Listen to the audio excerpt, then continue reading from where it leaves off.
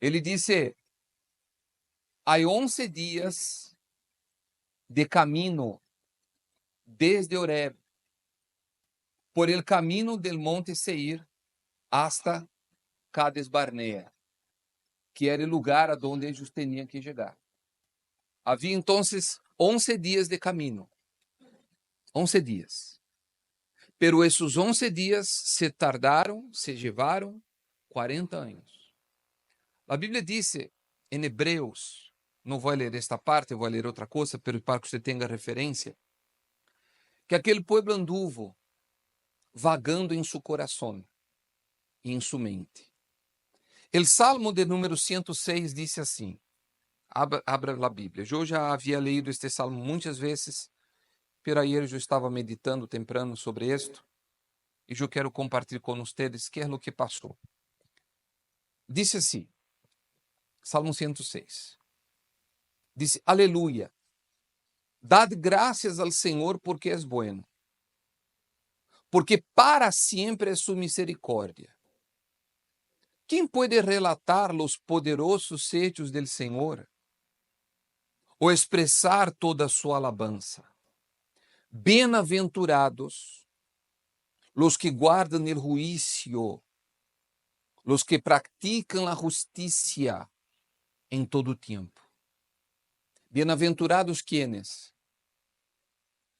Los que guardam el juicio. ¿Aonde guarda uno su juicio? En la mente. Aquele pueblo, presta atenção. O problema daquele pueblo foi ele vagar em la mente. Esse ha sido um dos problemas que nós hemos encontrado hoje em dia no pueblo de Deus. Pessoas que andam em círculos. Ou nós cambiamos a história, a situação nossa, ou então, desculpe o que lhe vou dizer, é melhor morir. Porque foi assim que aconteceu com o povo de Israel. Murieron. Deus não pudo permitir que eles entrassem na terra prometida, porque era um povo de dura serviço. Era um povo que não havia guardado seu juízo. Verso 4 disse, acuérdate de mim, ó Senhor, em tu bondade hacia tu pueblo. Visita-me com tu salvação, para que eu veja a prosperidade de tus escorridos, para que me regocije em la alegria de tu nação, para que me glorie com tu heredade. Pero você vê que ele habla de las coisas de la tierra, porque qual é um dos problemas que tem muitos creyentes? E vou dizer uma coisa que talvez você se vá a assustar, pero eu lo tenho que hablar.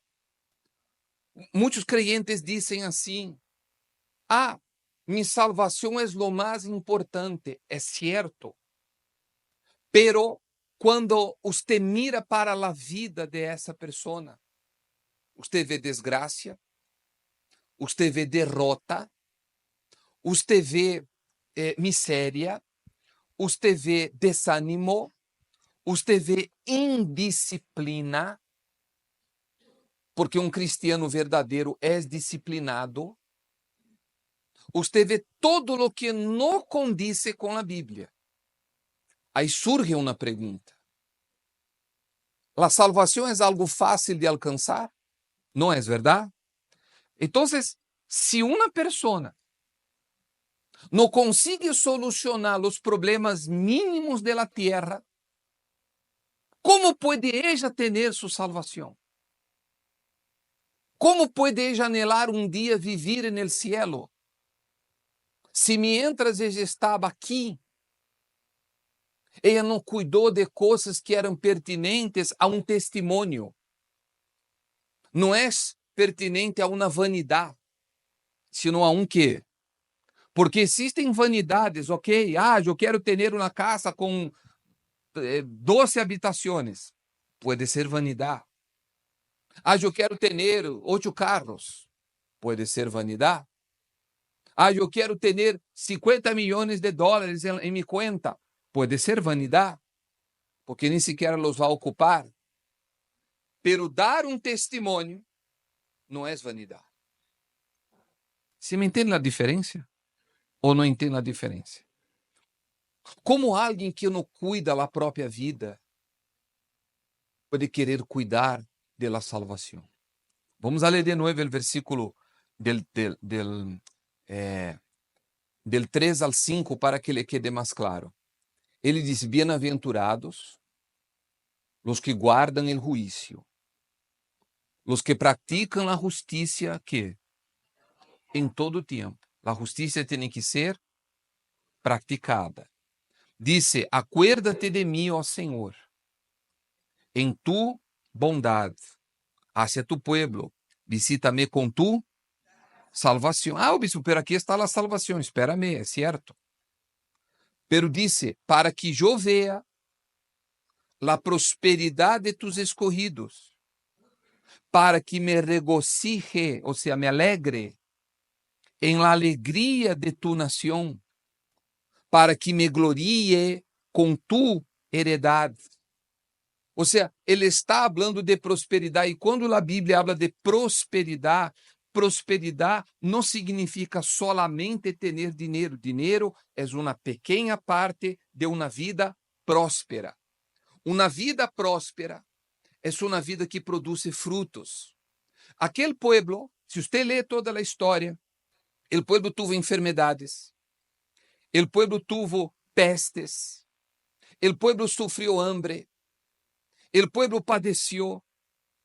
Há uma versão da Bíblia, no mesmo Salmo 106, no verso 15, que diz que Deus permitiu que o alma de essas pessoas enflacara, adelgaçara. Ou seja, eram almas que não eram prósperas. Eram almas que eram miseráveis. Está entendendo ou não? E por que essas almas eram miseráveis? Porque era um povo de dura serviço. Era um povo que, perdone-me a maneira que me vou expressar, veia o sofrimento e parece ser que a eles les gostava esse tipo de vida. Pero isso sí sabia nascer, reclamar, murmurar, ir com Moisés e quejar-se. Isso sí sabia nascer. Ir com Moisés e dizer: dá-nos carne, queremos comer carne. Pleitos, desunião, desavenências, tudo isso sí sabia nascer. Hasta que Deus não os matou. Deus quis um momento, Moisés intervino, pero Deus permitiu que aquele povo deambulara hasta que se moriram. Pero eles saíram de Egipto com uma promessa, não foi? Sim ou não? Que promessa era essa? Que chegariam aonde? Que habría em la terra prometida? Leite e miel, correto? Pero não chegaram. Você sabe que, espiritualmente hablando, el Egipto representa el mundo. El desierto, el cruce del desierto, representa nuestra caminata en esta vida. Y la tierra prometida representa ¿qué?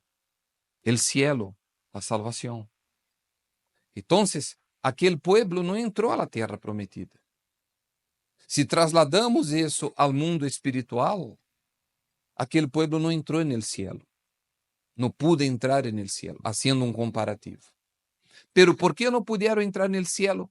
Porque mientras estaban aquí, o mientras estaban en el desierto, fueron personas que no guardaron su corazón, su mente y su juicio. Repito, fueron indolentes, fueron indisciplinados, fueron irreverentes.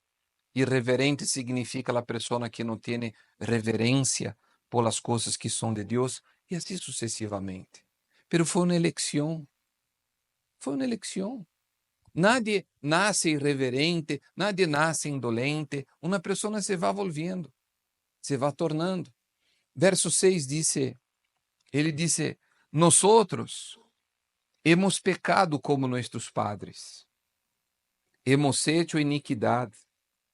Nos hemos conducido que impiamente. Nossos padres em Egipto não entenderam tus maravilhas, não se acordaram de tu infinito amor, sino que se rebelaram junto al mar, en el mar rojo.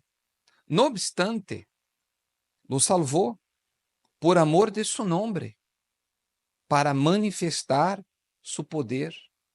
Reprendió pues al mar rojo y se secó, y los condujo por las profundidades como por un desierto. Los salvó de mano del que los odiaba, y los redimió de mano del enemigo. Las aguas cubrieron a sus adversarios, ni uno de ellos escapó. Entonces creyeron en sus palabras y cantaron su alabanza, pero pronto se olvidaron de sus obras y no esperaron su consejo. Tuvieron apetitos desenfrenados en el desierto y tentaron a Dios en las soledades. Él les concedió lo que pedían, pero envió ¿qué? Una plaga mortal sobre ellos. ¿Sabe aquele hijo berrinchudo? ¿Sabe el niño berrinchudo? ¿Sabes como es? Que de tanto hacer berrinche, que hace el padre, que hace la madre. De tanto berrinche que hace el niño, usted le dá lo que ele pide. Aún sabendo que isso le va a ser, ou não é assim? Ou nunca le passou? Já le passou. Já le passou. Então, Deus, ele nos dá coisas que a vezes nos hace daño. Pero, bispo, Deus é malo. Não, é uno que é berrinchudo. Assim passou com aquele pueblo. Você se acuerda, es que não vai passear em toda a Bíblia, senão não salimos de aqui hoje. Pero você se acuerda quando o pueblo dijo, queremos carne, carne, carne, carne, carne. ¿Se acuerda ou não se acuerda? Deus les deu, não les deu? E que passou? Comieron hasta não saciar-se nada, hasta que les salieran por las narices, hasta que les hiciera daño, porque eram berrinchudos. Nós não podemos ser berrinchudos, nós temos que querer estar dentro da vontade de Deus.